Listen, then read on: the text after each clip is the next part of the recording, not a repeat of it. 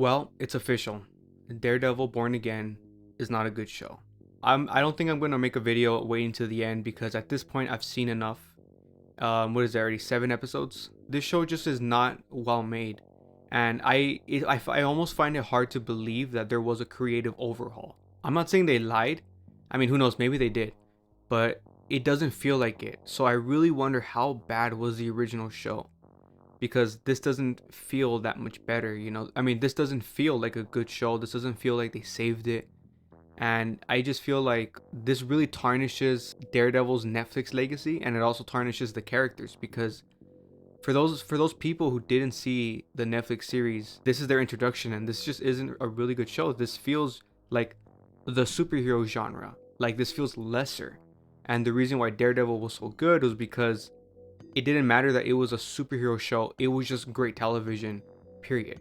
And this doesn't feel like it. This doesn't feel well made. The pacing is all over the place. There's not really build up.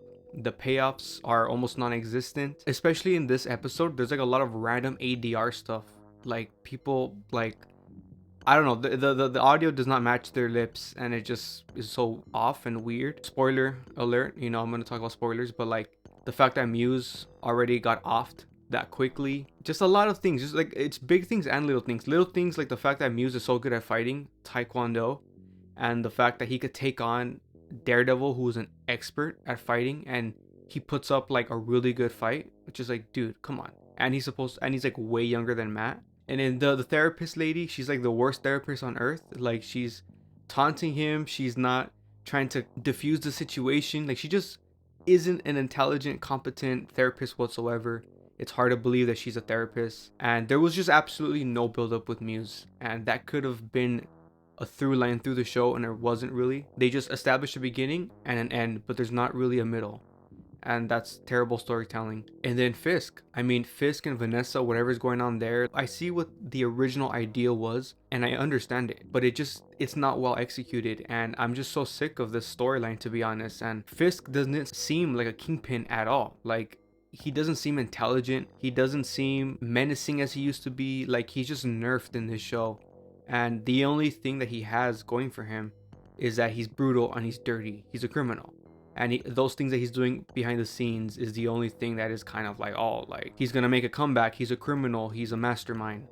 But he just doesn't feel intelligent. He only feels like a strong, brutal guy, and that's pretty much it. And again, if you've seen the Netflix, you know that he's an intelligent, formidable force, not just physically, but strategically and intellectually and philosophically. He like understands humans, he understands criminals, and he exploits people. And it feels like such a cheap version in this show. And then finally, I just can't get over the fact that Foggy dies, which I don't mind the choice, but Foggy dies and it isn't really a big aspect of the show. It's referenced maybe once every episode, but that's the thing, it's just referenced through dialogue. It should have been something that was a part of Matt this entire journey. He should have been on a journey this entire time. And the fact that he's refraining from being Daredevil, it feels like a similar journey to season 3 of Daredevil, but like a way cheaper version. And just this show just does not feel good, and it's just so frustrating. And I absolutely love the stuff with the Punisher. That stuff was incredible. That stuff was amazing. It really hyped me up.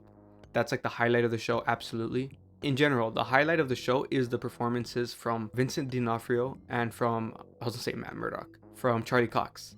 For sure, they are the standout, and John Bernthal's scene was a standout.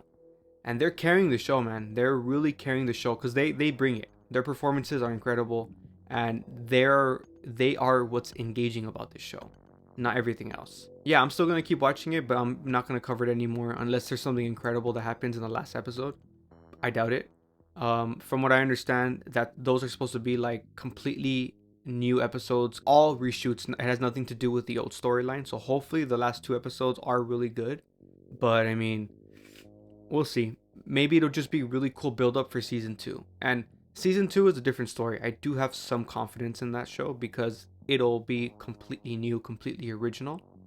But this version we have right now, man, it's just not that good, and I can't believe how many Marvel fans are defending this show and acting like it is really good. Like, man, that's when I just can't side with superhero fans, and I just feel like they're they're too close-minded, and they just like this because of its dark and because it has a serious tone, and the serious tone feels fresh because it's not like other Disney Plus stuff. But I certainly think Loki's better than this. I certainly think WandaVision's better than this. Mandalorian, most of Ahsoka, not the ending of Ahsoka. I definitely don't think this is like even in the conversation of the best stuff that exists on Disney Plus. So yeah, those are my thoughts. I just needed to get that out there so I could just move on from Daredevil. But yeah, let me know your thoughts on the show if you're still vibing with it, if you still like it, and thanks for watching.